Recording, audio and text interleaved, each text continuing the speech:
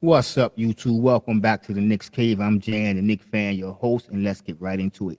But before we get into it, I want you to do me one small favor. I want you to hit that like button. I definitely want you to subscribe, leave a comment. You want to know the next video going to drop, hit the notification bell. Yeah, I wanted to start the video off with that clip because, like you saw the thumbnail, Twitter went crazy, and they had every reason to. I agree with a lot of them. First off, let's go with the first tweet I got from Twitter was from Mad Dog Knicks Show. Thibodeau has completely plateaued as a coach. Man, he's incapable of making adjustments or adding new wrinkles. The game has passed him by. We continue to lose in the same exact fashion every single game. And how many times have y'all heard me say Tibbs is outdated? And this is just somebody else, and probably a few, not even a few, just one of many that agree with me. You also hear me say that the Knicks are in a great position right now, especially for this time of year, especially if you want to judge by our last 10 seasons, let's be honest. But at the same time, we can't continue with this coach. And I feel if we get, and I know a lot of y'all feel we were to get another coach, we would have a better result at the end of the game. It would be a better game plan other than this so-called defensive mastermind. All right, let's read this second tweet, and then we're just going to get on to the main topic of the video. Julius Randle, ISO, after Brunson carried the team, should make you unemployed. And that's from Ahmed the Heirs. And he's absolutely right. And a lot of people, a lot of us are calling for Tom Thibodeau, but be fired. But I don't think that's going to happen. It's a wish. I don't know. It could be a double-edged sword. Who knows? People could say you might think the grass is greener. Who knows? But for right now, the decisions that he's making at the end of the game or even throughout the game sometimes are really killing and hurting this team and growth-wise, and it's killing the fans, let's be honest. Right now, some people was upset that R.J. Barrett was out fourth quarter, didn't play at all in overtime. A lot of people say he's making adjustments. You can go both ways, but I'm going to give you my opinion on that before I move to the next subject. How do I feel about him benching R.J. Barrett? All right, R.J. Barrett was having a bad game, so the benching in some people's eyes can seem, relevant, like it was called for. But at the same time, Julius Randle was having a bad game, but you didn't bench Julius Randle. And this is what we've been talking about for the last year or two, maybe past 2 seasons, at holding players accountable. And it seemed like he's willing to hold every player accountable except for Julius Randle. Right now, there's not too much to say about Brunson. Brunson is there because, like I said, like the tweet said, Brunson's got us back. He carried us. Let's not forget about that offensive charge he took to put us in position to go in overtime. At the same time, this coach is, for some reason, him and Randle is like, I can't explain it. If any one of y'all got an idea, hit me up in the comment section and tell me what's the relationship of Randle and Tibbs. I know, and I don't know. I'm gonna be honest, because he just won't hold his man accountable. And I'm not saying he should have took Julius Randle out, but Julius Randle was having a bad game. Obi Toppin was having a smooth game. I think Obi Toppin, if he get the minutes that, let's say that quickly he's getting, he will produce on a higher level. And who knows at that, I'm saying, at that junction right there, that night, who knows what would have happened with Obi Toppin been in for Julius Randle. You willing to take out R.J. Barrett and put in Emmanuel quickly, so why not do the same for Julius Randle when he's not producing on certain nights? You know what I'm saying? Because we know Julius Randle has been a beast past January, coming into the new year. But I'm just saying, but we also know R.J. Barrett was stepping his game up. We know R.J. Barrett is like a faucet, hot and cold. But if you're going to do that for R.J. Barrett, you can do it for Julius Randle. And if you would have made that decision and had we lost, I don't think the fans or Twitter would have been hitting you as hard. Or I'm acting like I'm talking to Tom, but I am talking to you, Tom Thibodeau, just in case you come across this video.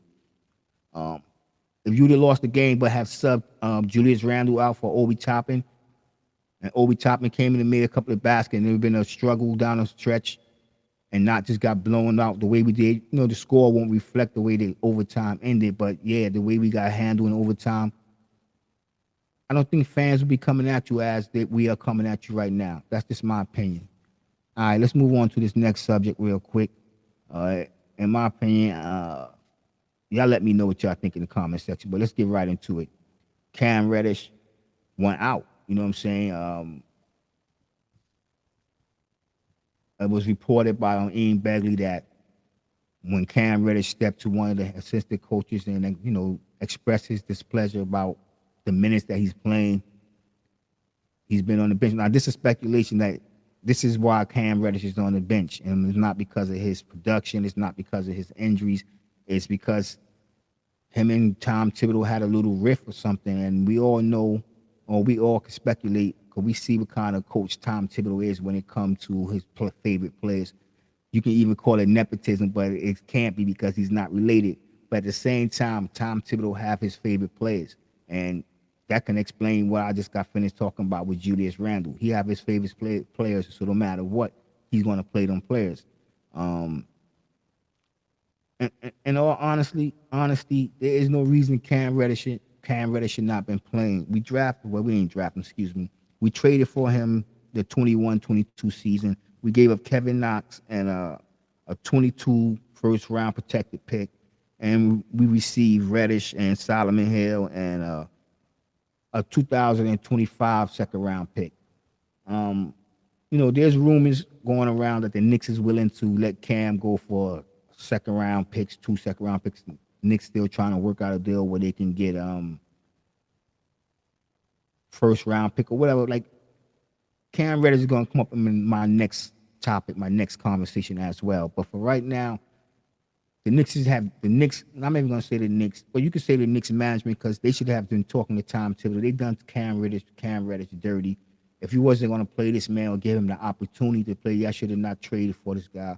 We could have kept Kevin Knox and did the same thing and let him rot on the bench, and Kevin Knox would have been a spark coming off the bench, because Kevin Knox can hit the three.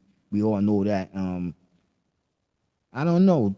Kevin Knox, Cam Reddish, these two young guys, they came into the league with a lot of expectations that neither one of them have lived up to so far. Cam Reddish, in my opinion, I think it's on this team, is not getting the playing time. With Kevin Knox, I think it was more so his confidence level. The Knicks destroyed his confidence level, and Kevin Knox came into the league very young. Some guys can handle that pressure. Some guys can't. And in my opinion, Kevin Knox is not one of them. Well, he's growing into his maturity, so he still have a lot of years left to play in this league. So we'll see what Kevin Knox got left. But we really focusing on Cam Reddish in this video, and I just think the Knicks did him wrong. I know he's only averaging 8.4 points this season, but he only played in around 20 games, and if he would have been I think that if he would have been playing throughout the season in a regular amount of games with the rest of the guys, that could have been an easy 12 or maybe 13, 14 points per game. But this coach, for some reason, has buried him, and we know the reason now. Cam Reddish, he expressed his displeasure about the playing time. He didn't go directly to Tibbs, but to an assistant coach. And I don't know if he meant for that assistant coach to go back and tell Tom Thibodeau, even though I know that's part of Tibbs' staff and it's going to get back to him. But maybe he thought that he had some type of relationship. So as you see in the thumbnail, Cam Reddish went out of New York. All right, so let's move to this next little interesting. It's interesting in my opinion, but I also have I also have a remedy to this situation, my opinion. So let's just go to this next topic. OG Anunobytrade. It's being reported the Knicks is willing to give up 3 first-round picks. They didn't say anything else about adding a player. Like I said, Cam Reddish could be that player added with them 3 first-round picks. But maybe Isaiah Hartenstein, but then who the Knicks going to have as a big man backup? So we can just leave Isaiah Hartenstein out the picture for right now. But maybe they'll throw them 3 first-round picks in there with Cam Reddish. So Cam Reddish seems to be unhappy, and maybe this could be a deal that could get done. But at the same time, they've been reported that the Phoenix Suns and Pacers and the Pelicans all are showing interest in my man Cam Reddish. So, OG Anunoby. So we're gonna see what happened with that also because we all seen how that Donovan Mitchell trade went, and y'all heard me say that, in my opinion, and I have read some reports that Danny Ainge was not planning on trading Donovan Mitchell to the New York Knicks, and there was no way that the Knicks had an opportunity to get Donovan Mitchell, especially for what Cleveland gave up. So I don't know. You know what I'm saying? I just think it was just a ploy, another media frenzy wanting the Knicks to get a player that we had no chance of getting. That's just, the media really get the Knicks fan base hype and into situations, scenarios of thinking that we can get a player when sometimes there's absolutely no chance that we're going to get that player. But the media, and they blame it on Knicks management all the time. I don't know. I'm not going to get too far, so I digress. I'm not going to dive into that. But with this OG Anunoby, trade, everything up there right now, he's one of the most notable players that's being mentioned in trade rumors. And right now I mentioned 4 teams. That's the 3 Pelicans, Suns, and who else would I mention? Phoenix Suns and the Pacers, and the 4th team, the Knicks. But there are rumors that the 5th team, I think it was Dallas. Don't quote me on that last one. But at the same time, I honestly, and y'all can hit me in the comment section and let me know. I don't think it would make the Knicks a better team to go out and get OG. That's just my opinion. I mean, it would be a little more firepower from downtown. Yes, it would be defense. But what about the bench? We would still be in the exact position as the bench is right now. And some of y'all might say, well, Grimes is going to get slid over to the bench, so that would give the bench a little more punch. True, that would give the bench a little more defense. And some of y'all might be right. But right now, I know some of y'all seen my past video a couple of days ago where I was actually talking about these 2 guys right here. That they should be taking over these 2 guys right here. Jared Vanderbilt and my man Malik Beasley. I think adding these 2 players, and there's been rumors that they're only looking for 1st-round picks. They're not looking to swap any players. And I think the Knicks, because one thing we got to remember, let's just hop back to Anunoby. If the Knicks would give up the 3 1st-round picks, we have to remember that them picks are protected picks. And if the Knicks continue to play the way that we hope they play, our 1st-round pick is going to be a low pick. So, like I said, Phoenix can come in and offer some picks and some players that, Toronto might be interested in. So we got to think about that. That's why I mentioned what I said about it be more of the media getting the Knicks fan base hype about a trade when sometimes it don't seem that trade is really possible. So I don't want none of my fans, my subscribers, Knicks fans, I know all of y'all are some. I don't want none of my subscribers to go out there and just keep thinking that we're going to get Anunoby. And don't get me wrong, I wouldn't be mad with the trade, but I still don't think it would do this team any good.